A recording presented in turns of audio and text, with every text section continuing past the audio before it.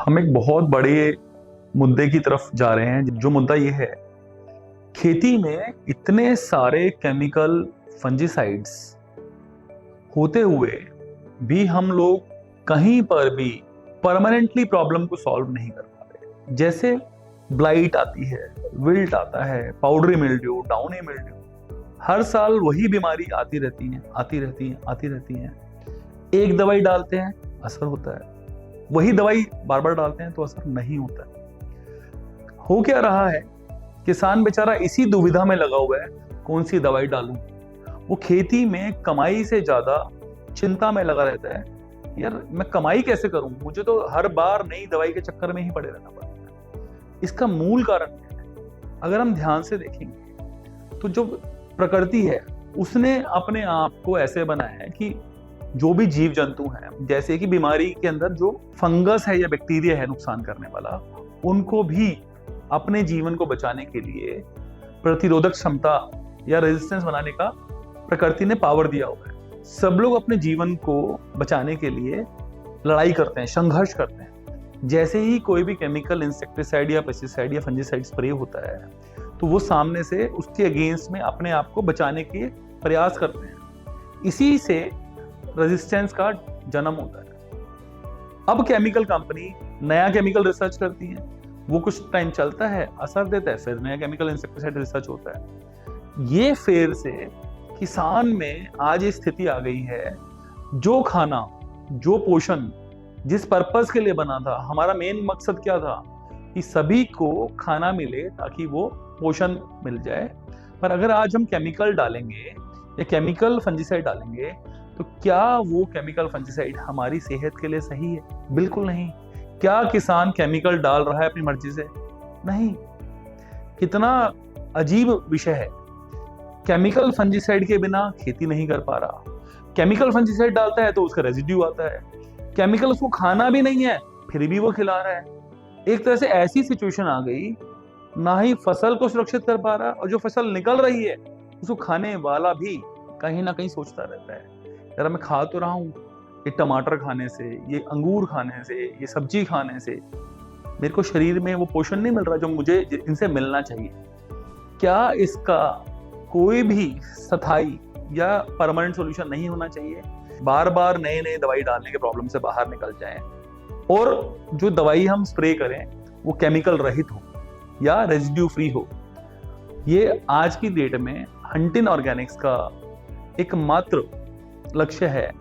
हर खेत में, चाहे वो खेत टमाटर का हो, चाहे वो खेत बैंगन का हो, अंगूर हो, अनार हो, अनाज हो, तिलहन हो, दलहन हो, कपास हो, जीरा हो, फसल कोई भी हो, अगर उस फसल में हम बीमारी को अच्छे से कंट्रोल कर पाए, बिना रेजिड्यू के कर पाए और हर बार कर पाए, ध्यान से समझना, किसी भी बीमारी को, जैसे पाउडरी मिल्ड्यू, जैसे ब्लाइट, जैसे धनतोमनास, जैसे डाउनी मिल्ड्यू को अलग अलग फसलों में हर बार कंट्रोल कर पाए, पूरा कंट्रोल कर पाए और बिना रेजिड्यू के कर पाए, तो क्या स्थिति होगी? क्योंकि जो डाल रहा है किसान, उसको भी जहर नहीं मिलेगा और जो खा रहा है उपभोक्ता या कंज्यूमर, उसको भी जहर नहीं मिलेगा और प्रॉब्लम भी सॉल्व हो जाएगी। हंटिन ऑर्गेनिक्स एकमात्र कंपनी है जो परमानेंट फार्मिंग सॉल्यूशन की बातें करती है। परमानेंट फार्मिंग सॉल्यूशन क्या है? खेती में आने वाली चैलेंजेस जैसे कि बीमारी का एकमात्र पूरा और रेजिड्यू फ्री सॉल्यूशन है। आज के बाद कभी भी पौधे पर कोई भी बीमारी आए, जैसे powdery mildew, downy mildew, Xanthomonas, blight, damping off या कोई भी और बीमारी जो आपके लोकल लैंग्वेज में आप उसको बोलते हैं, उसके लिए हंटिन ऑर्गेनिक्स के पास पूरा सच्चा और रेजिड्यू फ्री सॉल्यूशन है, जो ना केवल आपकी चिंता खेती में कैसे कंट्रोल करें बीमारी को बिल्कुल जीरो कर देगा, आपको रेजिड्यू फ्री फूड का गारंटी भी दे रहा है। हर बार खेती में बिना किसी चिंता के सेम सॉल्यूशन से रेजिड्यू फ्री पैदावार को आप उगा सकते हो। कहने का मतलब क्या है?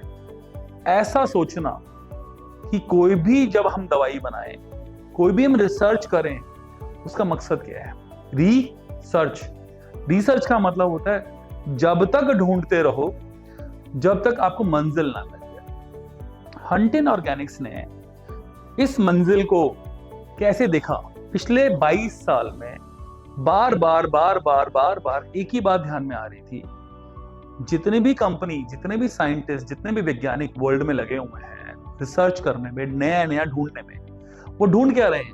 वो ढूंढ रहे हैं इस बीमारी का कोई भी मुझे इलाज मिल जाए, नया केमिकल मिल जाए। हंटिन ऑर्गेनिक्स ने क्या ढूंढा? कभी भी हमको बीमारी का इलाज ढूंढना है तो वो परमानेंट होना चाहिए, वो रेजिड्यू फ्री होना चाहिए, वो रेजिस्टेंस फ्री होना चाहिए। ये बहुत बहुत बहुत बड़ी बात है। हंटिन ऑर्गेनिक्स के पास परमानेंट, रेजिड्यू फ्री और रेजिस्टेंट फ्री जैसे अगर कोई भी बीमारी आती है आप हंटिन ऑर्गेनिक्स से संपर्क करेंगे, जो वो आपको सलाह देते हैं कि ये प्रोडक्ट डालना है हंटिन ऑर्गेनिक्स का, जैसे कि 100%, जैसे कि डिस्निल सॉयल, जैसे कि नैनोसल्फ, जैसे कि डिस्निल, इनमें से जो भी प्रोडक्ट आपको इस्तेमाल करने के लिए सलाह दी जाएगी वो प्रोडक्ट ना केवल आपकी बीमारी को दूर करेगा, हर बार दूर करेगा, और कभी भी कोई भी रेजिड्यू आपकी फसल पे नहीं रहेगा। उस कारण से हम लोग उस केमिकल के जो विनाश, नुकसान हो रहे हैं, जिससे हमारे पौधे, पर्यावरण, इंसान, मधुमक्खी और हमारे जितने भी अर्थवर्म, केंचुए, प्रीडेटर, उनको नुकसान हो रहा है, वो भी नहीं होगा। फिर वो भी सब हमारी खेती में मदद करेंगे। आज की डेट में अगर केंचुआ खेत में होगा पैदावार बढ़ेगी? बढ़ेगी। मधुमक्खी खेत में होगी तो पैदावार बढ़ेगी? हाँ बढ़ेगी। प्रीडेटर जो कि नुकसान करने वाले कीड़े को खाते हैं, अगर वो होंगे जैसे कि लेडी बर्ड बीटल, तो क्या हमारी पैदावार बढ़ेगी? हाँ बढ़ेगी। अगर जो इंसान स्प्रे कर रहा है उसको दवाई का नुकसान नहीं होगा तो उसकी हेल्थ अच्छी होगी? बिल्कुल होगी। हंटिन ऑर्गेनिक्स ने सिर्फ एक ही बात पे फोकस नहीं किया कि परमानेंट सॉल्यूशन देना है खेती में, उसने खेती में होने वाले सारे नुकसान को भी मद्देनजर रखते हुए अपने यहाँ पर रिसर्च की कि हमें जब भी मार्केट में कोई सॉल्यूशन देना है वो परमानेंट ही होना चाहिए, वो रेजिड्यू फ्री ही होना चाहिए, वो किसी भी रूप में किसी को भी नुकसान ना करे।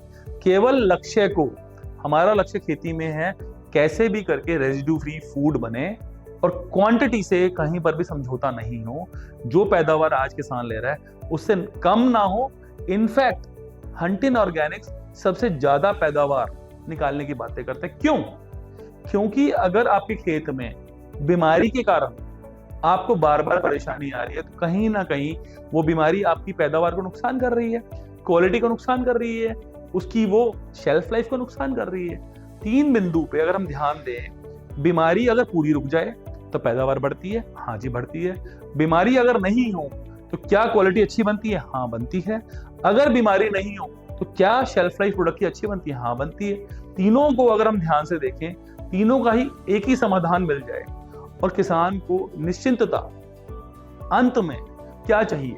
सबसे ज्यादा पैदावार, सबसे अच्छी क्वालिटी, सबसे अच्छी शेल्फ लाइफ, बिना किसी चिंता के, ना ही कोई केमिकल नया हर रोज ढूंढना है।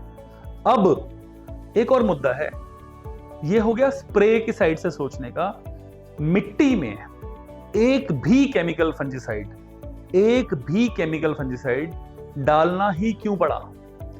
क्या केमिकल फंजीसाइड मिट्टी में काम कर सकते हैं? उत्तर हमेशा ढूंढेंगे तो मिलेगा नहीं। आज तक किसी ने भी किसी भी रूप में अगर केमिकल फंजीसाइड का कभी भी मिट्टी में इस्तेमाल किया है या करते आ रहे हैं, ये सबसे बड़ी गलती हम लोगों से हो गई है। मिट्टी में जो भी हमारे जीवाणु होते हैं, जैसे कि मिट्टी में चलने वाले केंचुए, जैसे कि बायो फर्टिलाइजर्स, जैसे कि माइकोराइजा, जैसे कि ट्राइकोडर्मा, इन सबको हमने धीरे धीरे केमिकल फंजीसाइड का मिट्टी में इस्तेमाल करने की वजह से बिल्कुल विनाश कर दिया है, जिस कारण से आज मिट्टी हमारी बिल्कुल निर्जीव हो गई है। जो हम बोलते हैं मिट्टी खराब हो गई है। मिट्टी खराब का मतलब क्या है? मिट्टी में जो अच्छे वाले जीवाणु थे, जो जीवन था, उसको हमने स्वयं मार दिया है अपनी फसल को बचाने के लिए। मिट्टी में एक और दिक्कत आती है, जब हम मिट्टी में कोई केमिकल डालते हैं, वो केमिकल की डोज, स्प्रे वाली दवाई को जब हम किसी जो कंपनी स्प्रे के लिए केमिकल फंजीसाइड बनाती है, उसी दवाई का बिना किसी रिकमेंडेशन के, बिना किसी माहिती के बिना कोई सजेशन के, बिना कोई प्रूफ के जब हम मिट्टी में डाल रहे होते हैं, हम एक विनाश की तरफ बढ़ रहे होते हैं। आज हर सिंगल खेत में किसी भी किसान ने किसी के भी कहने से अगर कोई भी केमिकल फंजीसाइड नीचे डाला है मिट्टी में, तो विनाश ही किया है। हंटिन ऑर्गेनिक्स के पास इसका भी एक परमानेंट इलाज है। हम मिट्टी में मिट्टी के हिसाब से बाकी जीव जंतु का भी ख्याल रखते हुए, जैसे केंचुए, अच्छे वाले बैक्टीरिया और माइक्रोराइजा का भी ध्यान रखते हुए, मिट्टी में आने वाली सभी फंगस, सभी बैक्टीरिया जैसे कि फ्यूजेरियम, पीथियम, राइजोक्टोनिका, स्क्लेरोशियम और जाने कितने अलग अलग नाम जो आप लोकल लैंग्वेज में जानते हैं, जो मिट्टी से उपजते हैं, जड़ों में लगते हैं, रूट रॉट, इन सब का पूर्ण रूप से मिट्टी में अपनी फसल को बचाव कर सकते हैं।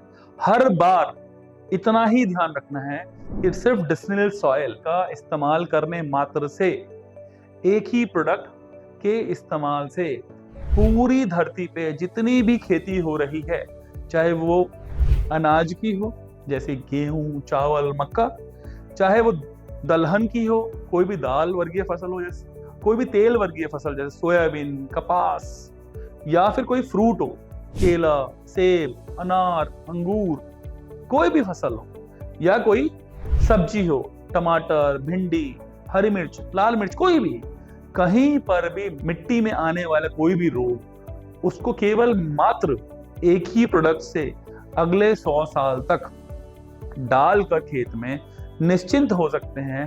अब कोई और रिसर्च करने की जरूरत ही नहीं है। डिस्टिल्ड सॉइल ना केवल इन सब फंगस जो आपके खेत में नुकसान करने वाले फंगस को नुकसान करता है, बल्कि अच्छे वाले जीवाणु को भी नुकसान नहीं करता, जो बहुत ही इंपॉर्टेंट है। हंटिन ऑर्गेनिक्स का सिर्फ एक ही मानना है, नई रिसर्च क्यों? अगर आपको फार्मिंग का सॉल्यूशन ही मिल गया तो अब रिसर्च करने की जरूरत क्या है? खेती में कैसे हम पानी प्रबंधन अच्छा करें, कैसे हम टाइम पे वाटर मैनेजमेंट करें, कैसे हम खेत में स्प्रे अच्छा करके, न्यूट्रिशन मैनेजमेंट अच्छा करके ज्यादा फसल ले पाए। एक खेत में जो तकलीफ थी, जिसके लिए सभी लोग नए नए प्रोडक्ट रिसर्च करते रहे, नए नए प्रोडक्ट लॉन्च करते रहे, हंटिन ऑर्गेनिक्स पिछले 17 साल से अथक प्रयास करता रहा कि हमें नया प्रोडक्ट लॉन्च करने का क्वेश्चन ही क्यों आता है। हमें हमेशा एक ही बात पे फोकस करना है, permanent, simple, residue free, final solution. खेती में किसान को कमाई कैसे करनी है, कमाई कैसे बढ़ानी है, हंटिन ऑर्गेनिक्स का सिर्फ एक ही प्रयास रहता है, कितना उपज आ सकता है, और वो उपज का कारण अगर कोई बीमारी है जो नुकसान कर रही है, तो उसके ऊपर residue free chemical, residue free product का कैसे रिसर्च किया जाए। अब आज की तारीख में मिट्टी में कभी भी आपको एक भी केमिकल फंजीसाइड डालने की जरूरत नहीं है और डालना भी नहीं चाहिए।